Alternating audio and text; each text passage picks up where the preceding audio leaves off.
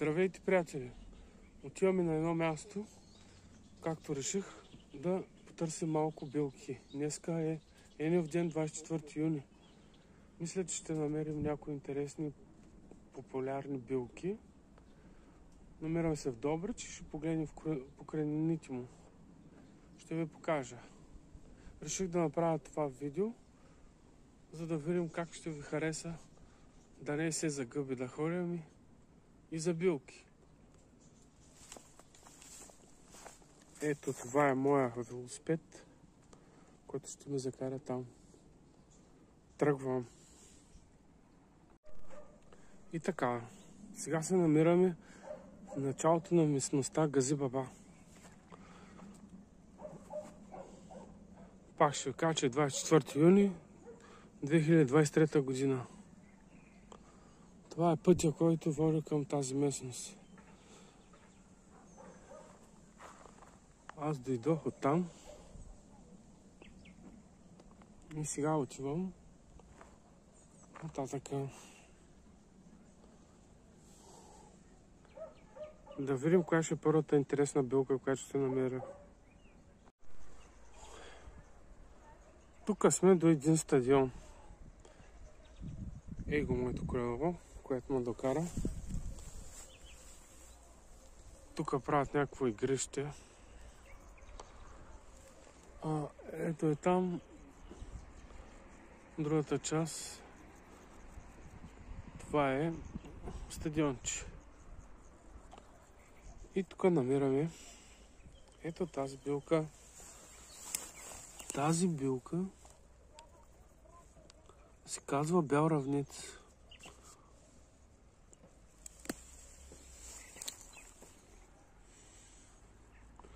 Белия равнец, доколко знам, е полезен полезен е за жените. При някои тяхни болести най-вече. Но не е лошо и да си го спуснеш на малко чай с някой друга билка. Не е лошо. Има хубав формат. Тук има още едно пътенце. Още течки.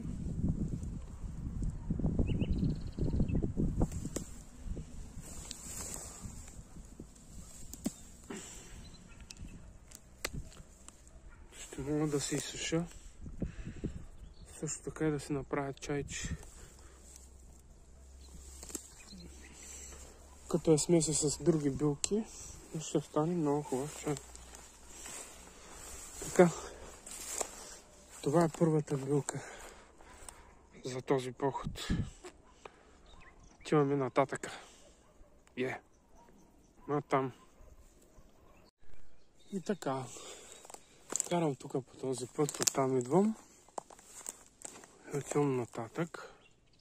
Насякъде е зашумено. И тук виждаме една друга билка, жълта. Те се казва жълт кантарион. Сега ще се опитам да стигна до нея.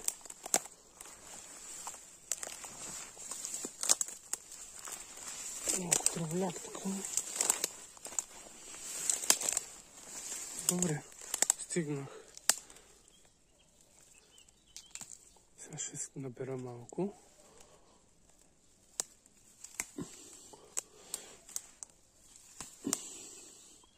Важното е като си на едно място да не обираш всичката билка, която видиш.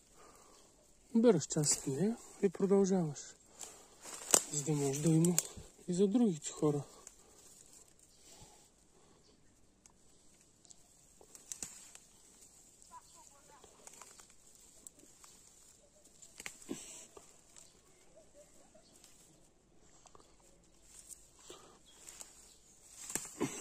Така, жълт кантарион.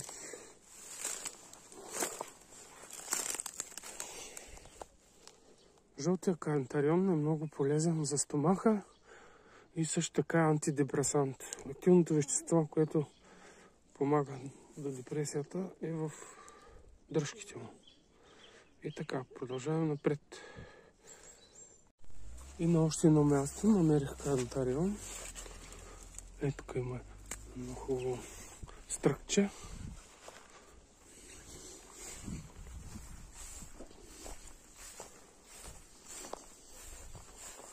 Жълт кантарион.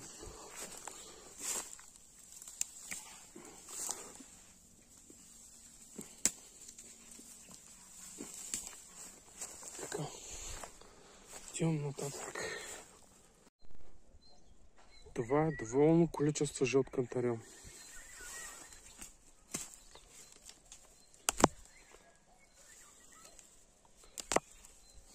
Берем.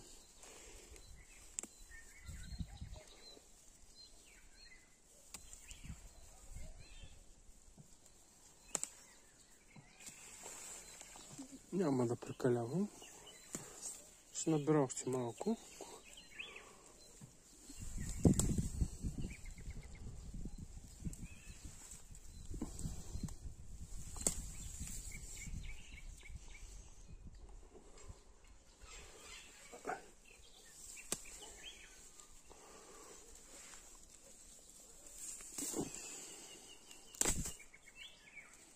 Антидепресант. Още малко ще отида нататък и ще се приберам. И така, намирам още равнец бял. Ще се откъсна. Ще го изсуша за добавка към чай букет.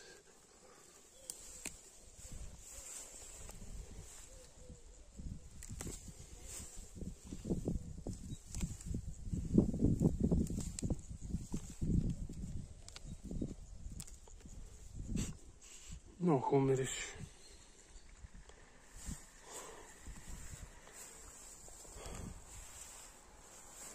Още малко.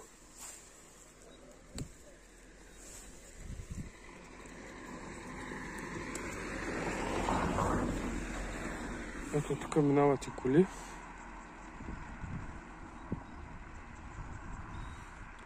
А ние си имаме бял равенец. Айде наобратно към къщи. Карам сега с колелцето. И тук виждам една сливка. Зелена. Но ще се откъсна няколко да се закиселя.